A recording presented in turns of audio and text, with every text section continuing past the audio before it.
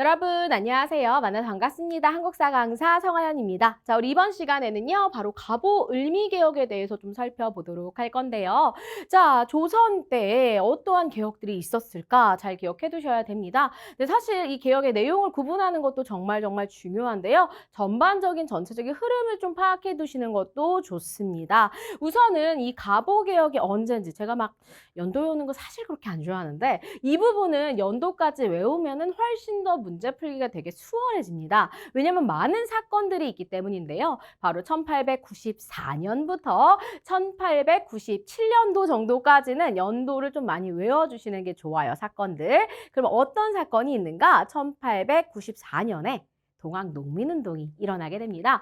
동학농민운동은 결국 실패로 끝났습니다. 하지만 정부도 느낀 거예요. 아, 이런 것들을 국민이 지금 원하고 있구나. 농민들이 원하는구나. 우리도 스스로 좀 이렇게 개혁을 해봐야 되겠다. 그래서 정부가 교정청이라는 거를 설치를 하고 이렇게 어떻게든 좀 이렇게 개혁을 해보려고 해. 그 시작이 있었습니다. 하지만 이 교정청은 금방 폐지가 되고 말아요. 왜냐하면 자, 이 동학농민운동 중에 어떤 사건도 일어나죠. 결국에는 청나라 군대 들어오고 일본 군대 들어오면서 청일전쟁 발생하죠. 여기서 승리한 일본이 엄청나게 많은 내정에 간섭을 하게 되더라라는 거 알 수 있습니다. 그래서 제1차 갑오개혁 우리가 스스로 좀 해보려고 했는데 그게 아니라 누구? 바로 일본이 내정개혁을 강요해서 결국에는 일본 중심으로 개혁이 바뀌었다라는 거 기억해 주시면 돼요. 그러다 보니까 우리가 진짜 강해질 수 있는 군사력에 관련된 그런 내용들을 여기 개혁에선 찾아볼 수가 없습니다. 같이 한번 볼게요. 자, 우선은 일본이 내정개혁을 강요했고 이때 김홍집 내각이 군국기무처라는 걸 중심으로 추진을 했더라라는 거 알 수가 있고요. 그래도 의미가 있는 건 갑신정변과 동학농민군의 개혁 요구 아주 일부가 반영되어져 있습니다. 그게 바로 뭐다? 신분제 폐지가 되겠습니다. 자, 신분제를 폐지하자. 이게 공통점이에요. 동학과 갑신정변 그리고 갑오개혁의 공통점 꼭 알아두시길 바라겠습니다. 자, 그러면 이거 말고도 어떤 내용들이 있는가? 교정청 폐지하고 군국기무처라는 걸 둬서 이렇게 개혁을 하게 되는데 먼저 첫 번째가 정치적인 개혁이에요. 자, 개국의 연호를 쓰자. 이제 새로 열었다 이거예요. 약간 어떤 의미냐면 더 이상 이제 너희들은 청의 영향을 받는 그런 게 아니다. 새로 태어난 건데 사실 이제 누구의 영향이에요? 일본의 영향을 받겠죠? 어쨌든 그래도 개국이라고 새로운 연호를 중국식 연호가 아닌 새로운 연호를 또 사용하게 했더라라는 거 알 수가 있고요. 그 다음 이제 국내부를 새롭게 설치를 해라 라는 내용 나와져 있습니다. 그래서 국내부라는 건 뭐냐면 왕실의 사무만 담당하는 거야. 왜냐면 사실 우리는 나라를 왕이 다스렸기 때문에 왕실 사무, 정부 사무가 그렇게 분리되어 있지 않았는데 이제 너희도 어떻게 해라? 나누어라. 그래서 왕실과 이렇게 정부 사무를 나누었다라는 거 기억해 주시면 되겠습니다. 그래서 국내부를 설치했고요. 그 다음 6조를 팔아문으로 바꿔요. 원래 조선에는 의정부 밑에 6조가 있었죠. 2호 예병형 공조 있어가지고 각각의 일을 담당했는데 이걸 8개로 좀 더 세분화시키면서 아문이라는 이름으로 바꿨습니다. 그래서 뭐 내무아문, 외무아문, 탁지아문, 법무아문, 항무아문 등등 있는데 다 모르셔도 괜찮아요. 뭐만 알아두시면 되냐면 재정을 탁지아문으로 일원화시켰다라는 거 구분해 주실 필요가 있어요. 자, 재정을 다 각각의 부서에서 좀 따로 관리를 하는 그런 모습들을 볼 수가 있었는데 이제는 무조건 한 곳에서만 관리해라. 그래서 이걸 일원화라고 합니다. 이 재정이 일어나는 사실 갑신정변에서도 얘기를 했던 부분이에요. 그런데 갑신정변에선 탁지아문이 아직 없죠. 왜? 이거 여기서 만들어진 거니까. 그래서 갑신정변의 정강에 보면 호조로 재정을 관리해라 이런 내용들이 나와요. 그래서 호조라는 표현은 바로 6조에 있는 거겠죠. 그때 갑신정변 때는 6조가 있었기 때문에 호조에서 관리해라는 표현이 있는 거고 갑오개혁은 조금 다르게 파라문중모 탁지아문에서 관리를 해라 라는 내용이 있더라라는 거 기억해 주시면 되겠고요. 그리고 화폐제도 은을 본으로 삼아서 은본위 화폐제도를 도입하자는 거였고 세금은 무조건 금으로 납부해라. 진짜 금을 말하는 게 아니라 화폐로 납부를 할 것을 말하고 있는 것이고요. 그 다음에 이제 도량형을 통일시키자. 도량형이 지방마다 다르고 이러면 아무래도 관리가 어렵겠죠. 그래서 뭐 한도라던가 이런 도량형들을 통일하는 정책을 펼치기도 합니다. 그래야 나중에 자기네들 수탈하기에도 편하겠죠. 이러한 내용들이 들어가죠. 있더라라는 것이고요. 그래도 반영한 뭐 있었어요? 신분제 폐지 있습니다. 그리고 조혼, 빨리 결혼하는 거 금지시켰고요. 요거, 과부의 재가 허용은 또 요게 이제 동학농민군의 요구를 반영한 거였습니다. 과부들은 재혼을 하지 않으면 먹고 살 길이 어렵기 때문에 재가를 허용시켜 달라였던 것이죠. 그리고 고문이나 연좌제 같은 악습 폐지하자라는 거고 과거제도 폐지하자. 자, 이 과거제를 폐지하는 거 이런 건 좀 갑신정부에 나왔던 내용입니다. 결국 과거제가 이제 계속적으로 이제 잘 나가는 애들이 계속 관직에 진출할 수 있도록 변질됐잖아요. 과거제가 좀 투명하게 운영이 결국 잘 안 됐단 말이죠. 그러니까 아예 없애서 새롭게 뽑자라는 거고 그리고 과거제 자체가 보는 과목이 지금 우리가 이제 막 근대화 되려고 하는데 이제까지 또 공자활, 맹자활 할 수는 없죠. 유교적인 학문을 시험 보는 거 별 의미가 없다. 그래서 새롭게 이제 제도를 바꾸자가 됐던 것입니다. 이게 그래서 제1차 갑오 개혁이 되겠습니다. 그럼 제2차 갑오 개혁은 무엇인가? 이제 완벽하게 이제 일본이 청일전쟁에서 승리하고 돌아와요. 그러면서 이제 박영효와 김홍집을 연립내각으로 구성을 시키고 이제 군국심에서 할 일 다 했다 폐지시키고요. 그리고 이제 관련된 내용들 좀 정리해서 발표를 해요. 그래서 좀 정리하는 부분이 2차 갑오개혁입니다. 그래서 2차 갑오개혁에서는 어떤 내용 나오냐면 홍범 14조라는 내용이 있는데 이 홍범 14조가 반포가 됐는데 내용은 사실 제1차 갑오개혁에서 있었던 내용을 좀 정리한 거예요. 근데 1차 때는 아직 문서로 발표한 정도는 아니었고 이것을 이렇게 정리했더라라는 거 기억해 주시면 되겠고요. 그래서 고종이 국정개혁의 기본 강령으로 이걸 발표를 했고 그 다음에 또 새롭게 바뀐 게 뭐냐면 이제는 의정부를 바꿔요. 아까 6조 바꿨잖아요. 의정부를 없애고 내각제도를 새롭게 도입을 하게 되고요. 그리고 팔남원을 또다시 바꿔서 7개의 부로 또 통틀어 버립니다. 그 다음에 이제 지방제도도 8도를 23개로 나누어요. 배 복잡해졌겠죠? 23부로 나누고 지방관이 원래는 입법행정사법을 다 하고 있었는데 사법관을 폐지해서 사법부를 좀 독립시키는 재판소를 설치하는 모습을 볼 수가 있고요.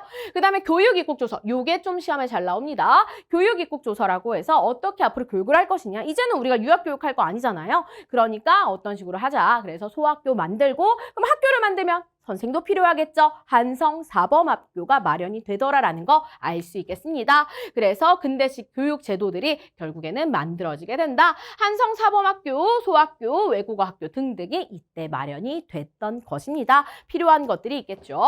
자, 그 다음에 이제 을미개혁이 있는데 이 을미개혁이 들어오기 전에 여러분이 아셔야 되는 게 바로 을미사변과 삼국간섭이 되겠습니다. 자, 우리가 아까 동학농민운동 중에 청일전쟁이 일어났다라고 얘기했고 그래서 일본이 승리합니다.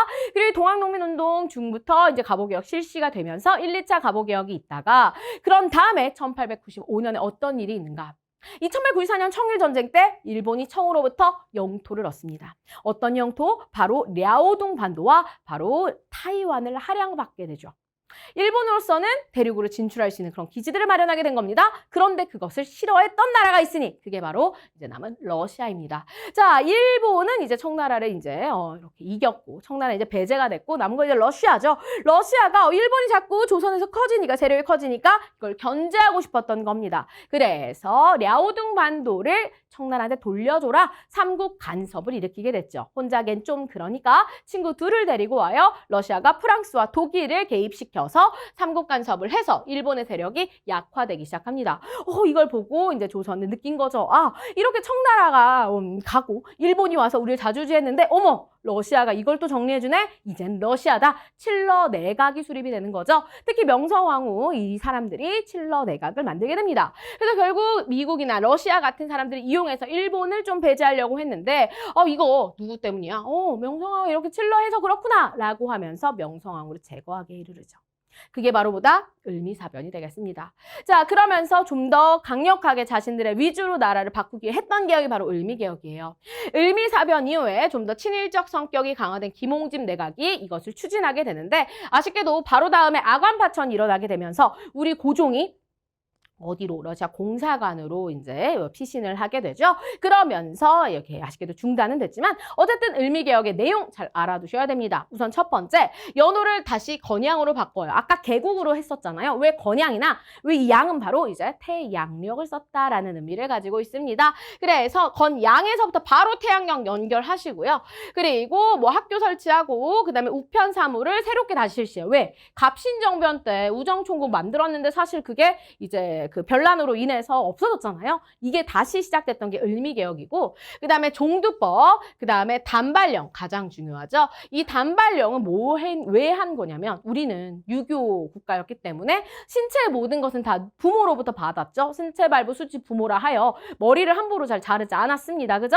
그런데 이렇게 머리를 자르지 않은 거 이거 다 이게 다 조선의 그런 뭐다? 혼이다. 이게 조선의 그런 생각들이다. 그러니까 이건 거 우리가 뿌리 뽑아야 된다. 그래서 머리를 자르게 시켰던 거죠. 뭐 겉으로는 사실 뭐 야 이거 위생상 머리 너무 그러면 지저분하고 그러니까 단발하라라고 얘기를 했지만 실질적으로는 이런 조선의 정신을 조금 끊어버리고 싶었던 거죠. 그래서 단발령을 실시하니까 유생들이 정말 많이 화가 났어요. 우리 유생들 명성황후를 죽이다니 이거에도 화가 났는데 이렇게 단발령까지 실시를 하니까 더 화가 났겠죠. 그래서 한말 조선 말에 최초의 의병인 을미의병이 일어나게 됩니다. 이 을미의병은 나중에 고종이 그만두라 하면 그만둬요.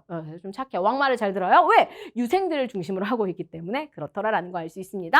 그래서 을미사변과 함께 을미개혁 여러분들 연결 잘 해주셔야 됩니다. 그래서 동학농민운동 다음에 가보개혁 있었고요. 그죠? 그 다음 삼국간섭 있고요. 을미사변, 을미개혁까지 순서 연결 정말 잘 해주셔야 됩니다. 이 해에 일어난 사건들이 많아요. 그죠? 자, 그리고 을미개혁에 이제 친위대와 진위대라는 군대를 살짝 설치하는 그런 모습들을 또 볼 수 있기도 합니다. 자, 그러면 이게 어떠한 한계점이 있는가 같이 한번 좀 살펴보도록 할게요. 자, 좋은 점, 그나마 좋은 점, 갑신정변과 동학농민운동의 요구를 반영했다. 공통점 뭐 있어요? 신분제 폐지.